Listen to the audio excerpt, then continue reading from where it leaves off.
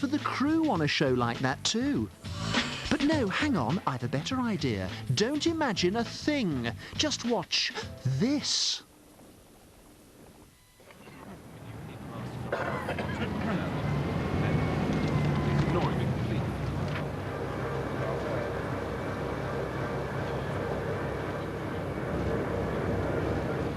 How about going to work like this on a Monday morning? It's 7 o'clock and the second wave of 160-strong Fort Boyard television crew go to work.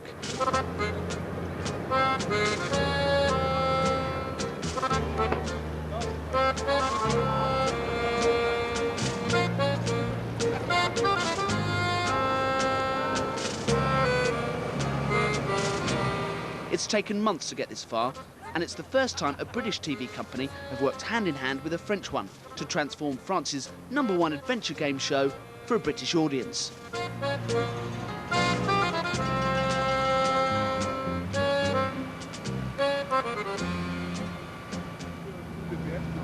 "160 people, English and French, all working together to put 50 people through the most gut-wrenching experiences that could only be described as pure hell."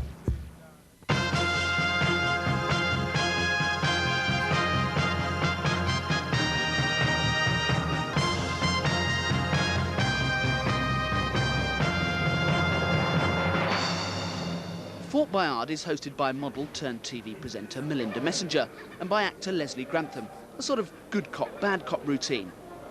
Big project, big names. But is it Melinda's biggest yet? Yes, I think it is, definitely, because it's a show where, you know, along with Leslie, I'm one of the main hosts, so that's quite a lot of responsibility, and it's obviously it's a big show for Channel 5, and it's an incredible show. So yes, definitely, that's one of the biggest. And of course, there's Leslie, an actor who's no stranger to playing the perfect rogue, which is perfect for Fort Boyard. Without taking an instance it's like to you, that's opposed to the applicant temper I feel for the rest of you feeble morons. Another misunderstood character, you know, he owns his fort and he's got all this gold and all these people come and try and take it, and sometimes they win, which is really annoying. Time starts now. Melinda, Leslie and in fact the whole crew have been at it for almost 2 weeks now.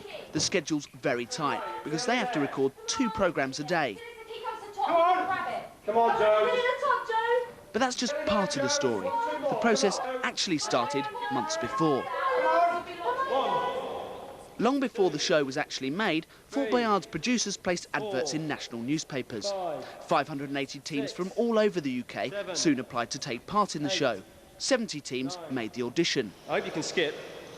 First up was a 20-minute fitness test to separate the men from the boys.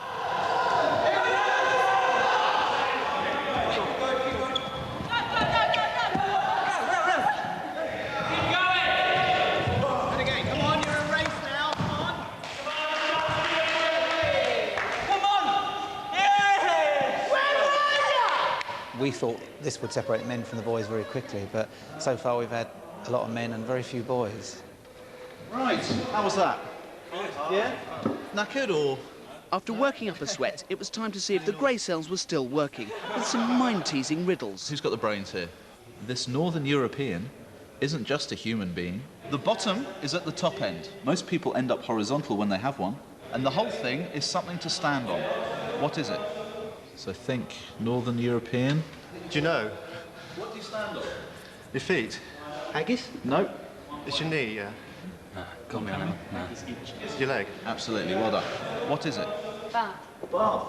Bath, yeah, soaks, bath. And when the candidates were on their last legs, they were hit with one last mental challenge. 3 minutes starting now. Go. Right, Okay, left. Claire, turn right. Watch the chair on the left. Go straight. Turn 90 degrees to your right, stop. Come to me. 2 minutes are up. Right, take a right. Turn left. Go right again and go straight. Stop. No, right. It's there. Ah! To the left. Give me the clue. It's down on your left-hand side. Come on. 2 minutes. What is the code word? Bread. Bread. What's your answer? Bread. Why bread? Breadstick, breadwinner. Bread line and bread winner. Bread crumbs. Correct. Oh, yeah. Well, let's mark this one down as, you know, a very good probable great deal No, at she all. didn't have anything to contribute at all. I think they're very good. I have to say, all round, if I was put on the spot, I would say, yes, if we had to pick one now, then. This team from Woking scored high and were confident about their effort. That was good fun. Really good fun. Were you tired of it? No. Bye, chaps. But as they leave, they know it's not up to them, and they'll have to wait to find out if they've made it to the fort. Let's have a look at the tape. Have a look at the tape. After days of painstakingly reviewing every team that auditioned, 10 teams had to be selected. Okay, well, some of this stuff's come from now, I suppose. And what about the team from Woking? How did they fare? Noisy. See what I mean? Noisy, noisy. Right. He was good fun. He was good value. I think this is a definite yes. And I think, subject to us all agreeing, that their last-minute substitute should become the reserve. It's a shame. Okay. Hello? Hello, is Neil Franklin there, please? It is, yes. Hello, Neil, it's Paul Kirage here, the producer of Fort Boyard. Oh, right, hello. Hi, how are you? Not bad, thanks, yourself? Very well, thank you. You came to our auditions on Saturday. Saturday. We've seen loads and loads of teams since. Right. But I'm very pleased to tell you that we've chosen your team. Excellent, excellent. We'll see you on the fort. Paul Kirage has been a freelance producer and director of primetime entertainment shows for the past 10 years. Between programmes, there's the occasional chance to sit in the sun. But it's still work, work, work. It's something so different for us, or certainly for me, from other entertainment shows that I've directed or produced. It is so different, and of course, the restrictions that are on you, it's not a comfortable television studio, it's a fortress 4 miles out in the middle of the Atlantic Ocean. It has its own generators, which can sometimes stop. Every day, water has to be taken out there. Every day, every single thing that you need has to be taken out there. If you've forgotten a little prop that you think, oh, I need that for the next scene, it's not a question of sending the runner down to the supermarket to get it. You know, it's half an hour back on the boat to the land before you get anywhere. The evening before the last day of filming, Woking arrive in France, along with a team from Belfast. They're to be the last 2 teams on the fort, and they're met by the production staff.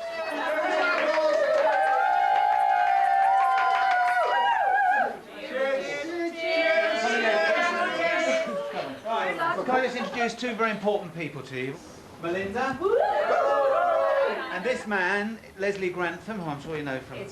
He is from... I guarantee you that you'll enjoy it now, but you won't tomorrow.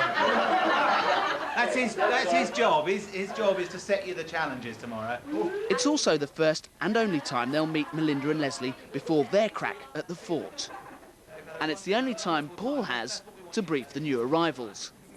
What we really want is to make an entertaining show, and you having a good time will make the viewers have a good time. So we want you to really enjoy it. There's nothing that's too dreadful. Just a couple of things. Joe and Maria tonight are going to talk you through some of the do's and don'ts and the safety things and all that, and tell you a little bit about the show, because I know you only know a little bit what we told you at the auditions. See you later, okay? After the meeting, contestant researchers Joe and Maria have dinner with the teams. It's an important meeting because the next day's challenges are all based on information the researchers coax out of the unsuspecting contestants. What would you say are your biggest phobias? What would you say is your biggest phobia? You don't really have, you know, a good meet with them, really. You don't really sort of get to know them like we do tonight. So a lot of it is last minute. It's you sit down at dinner and you have someone, and maybe you've thought that, you know, they'd be great doing the bungee jump. And she sits there and says, if I got up doing a bungee jump, I would just, you know, I would collapse, I would, you know, be physically sick, that kind of thing. Then you just think, you can't do it. You can't put someone through that, you know. If they're going to overcome their phobia and they really do say, I can't do it, but I could overcome it and I could, you know, I would do my hardest for my team to do it, then you go, great. And you know, and then you think, yeah, that's the kind of reaction we want. We want to see, that's the whole point of the show. So, the gang from Woking have been briefed, fed and lubricated. All they have to do now is get a good night's sleep to prepare for the next day. They still have no idea what to expect. But how do they rate their chances? Okay. Oh, no. We won't lose. I've got to be honest. We won't. I mean, we're here for a laugh, I must admit, and a good look, but we won't lose. Not really. Well, unless these 2 let us down, because they're doing the... Under pressure. They may laugh and be bursting with confidence now, but once on the fort, no one ever knows how they'll react until their destiny stares them in the face. Emma, you can do it. Come on. You can do it. I'm scared, guys. After 3. 1, 2, I can't see. 3, go!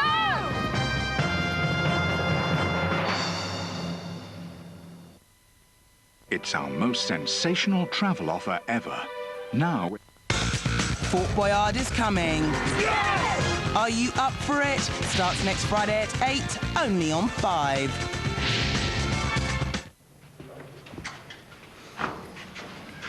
Chaps, eventually got up. I see. It's the big day, and Woking's Dave and Mark are up early to run off the excesses of the night before. And 4 miles out to sea, the film crew are wrestling with the daily ritual of getting onto a fort that was not designed to be boarded easily. Nice chaps. Last day today. That's it. It's quite sad though, isn't it, really? It's just gone so quickly. Just when we got into the swing of it. Yeah, I know what I'm doing now. I think. Two great teams today. Really, yeah, they'll be teams. fantastic. Yeah. They really will be fantastic. It'll be a lot of fun, I think. Very noisy team. Yeah, that's what we want.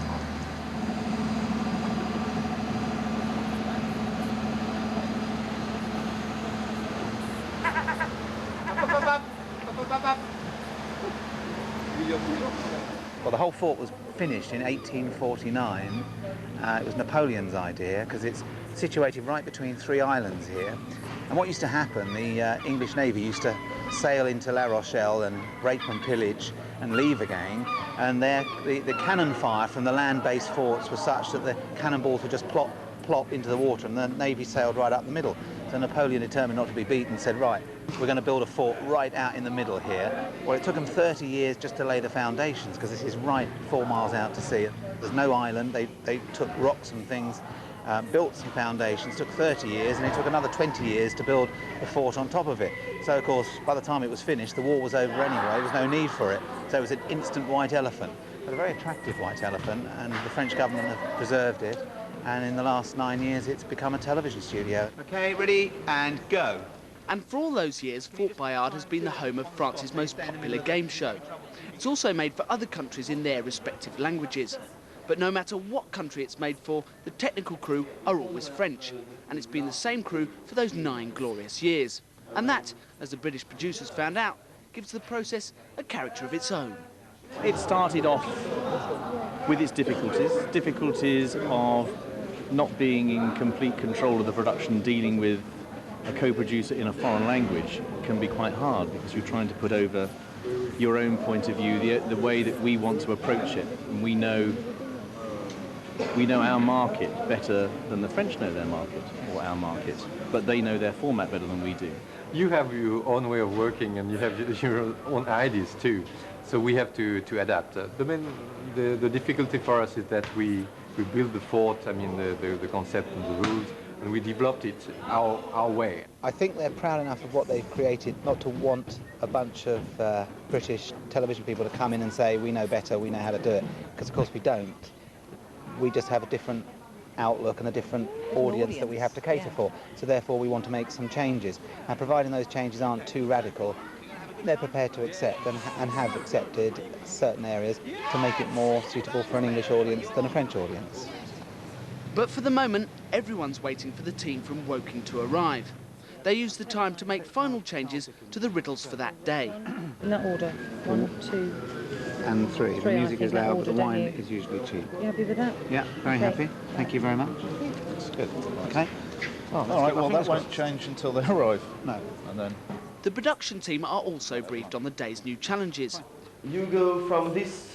Francois Arguillet is Fort Boyard's games master. He invents the challenges and adventures for the show. As soon as you will be there, the key will fall, so you can take the key, okay? Right. Touch more than 2 times, I mean 3 times. Yeah. This will fall on that hole. Unlock it. Unlock So it. Can't be. if the ring touches the bar more than 3 times. Seems easy enough, but there's one detail Francois forgot to mention.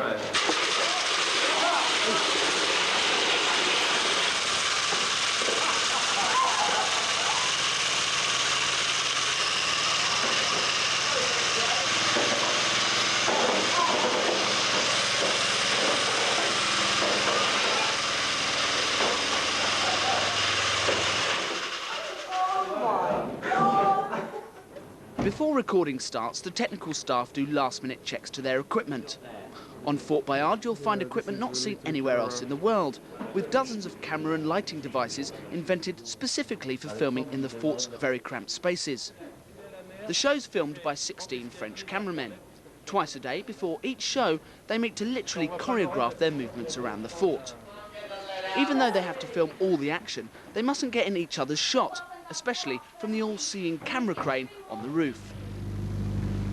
The only English person who's not a presenter allowed on set during recording is Mike Vaughan, the production's stills photographer. Look happy, you know, happiness. He's been snapping celebrities and major events all over the world for years. He's been there, done that. So what did he make of Fort Boyard? I've loved the whole thing. It's new, and I never knew what to expect. But I did have the chance to see the video and think, you know, yeah, that's going to be great. But I think the tightrope walk was the fantastic, you know, one for me. It was the best picture, action picture for me anyway. Chrissy. Come on, that's it. Just be Chris. Be confident. Yes. Stay focused, Chris. Focus. One of the contestants, a girl, she had to do this tightrope walk across the top of the fort. I couldn't shoot because you were going to be somewhere seen in camera. Good girl. Come on, speed it up a bit. Come on, we need it. Speed it up a bit now. Within a few seconds, everybody disappeared from the top of the fort. We're going to go on to the next adventure and we'll see you there. Come on, Darren. The pressure's on Darren now. And I was left there with the French man who'd constructed the tightrope. And he was there, and she got to the last 20 feet, and she said, "Help me." And I said to her, "You'll have to speak in French, because he doesn't understand." And she said, "I can't speak French." And I said, "Neither can I." So she said, "Don't talk to me, don't talk to me." And she did look very, very scared. The last few feet, I suppose because nobody was there, except for this Frenchman sitting there waiting for her to finish. And so I thought, well, why waste, you know, time? I might as well shoot away, you see. And I probably got the best pictures out of all of them, because the more each step she took, the more worried she looked.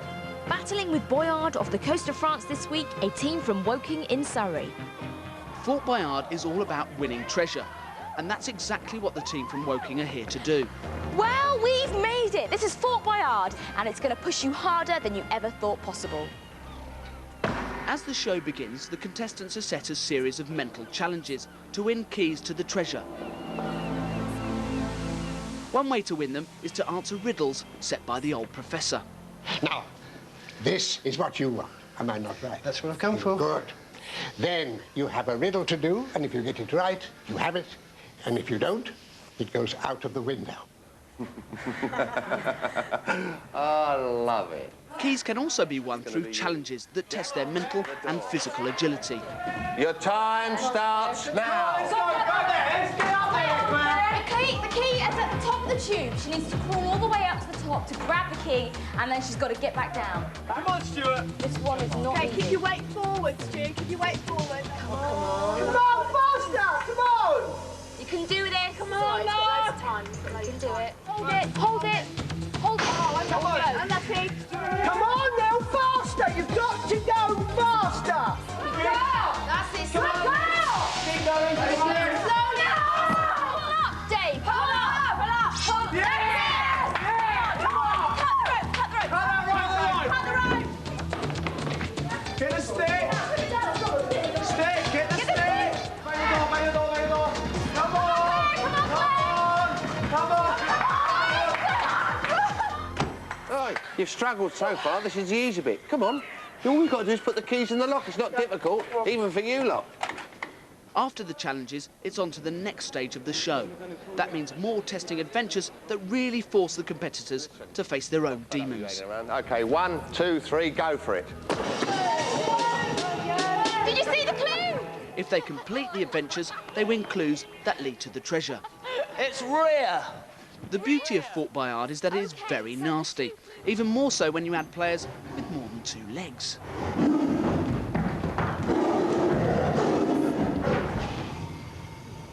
The fort's main arena is home for the tigers that guard the treasure. Every morning, Thierry, the tiger master, feeds his cats. Probably not something the teams would want to see. especially when they'll have to get this close to them. Oh my God! Don't worry about him. Backwards, just keep pedalling. Just keep pedalling. Well, Thierry may have his cats, and Demerzieux has her mates too. Hundreds of them. Tarantulas, scorpions, cockroaches, all very nasty. Foist! What does it say? What does it say? What does it say? Have a look for the clue. Well done.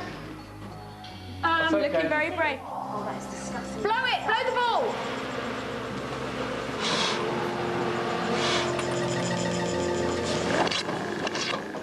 Quickly in the box. Come on! I can't.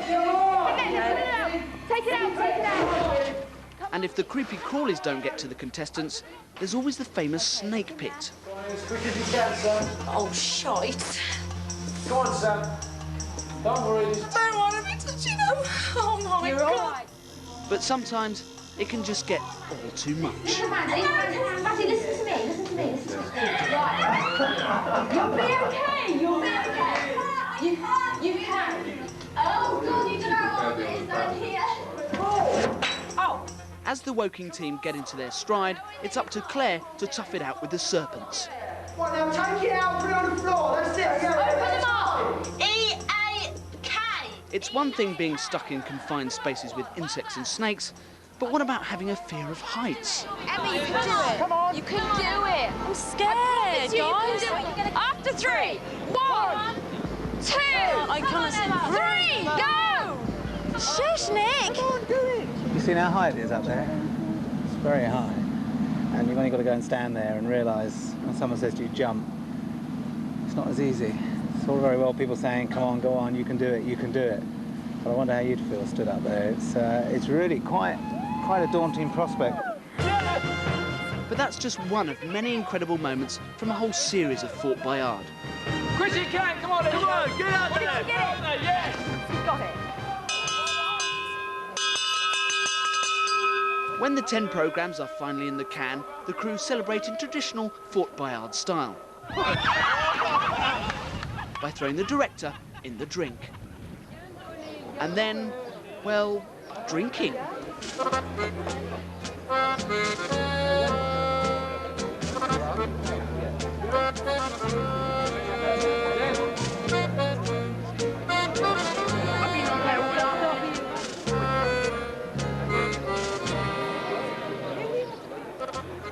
For Melinda, it's time to reflect on a whole new experience. How do you feel? Shattered.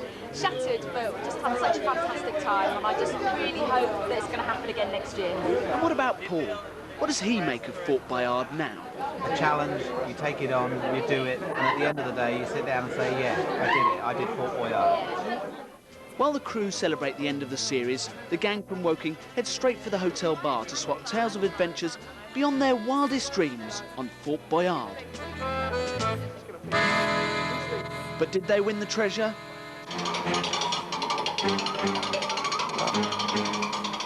You'll have to wait and see. And don't forget, the series proper starts next Friday at 8.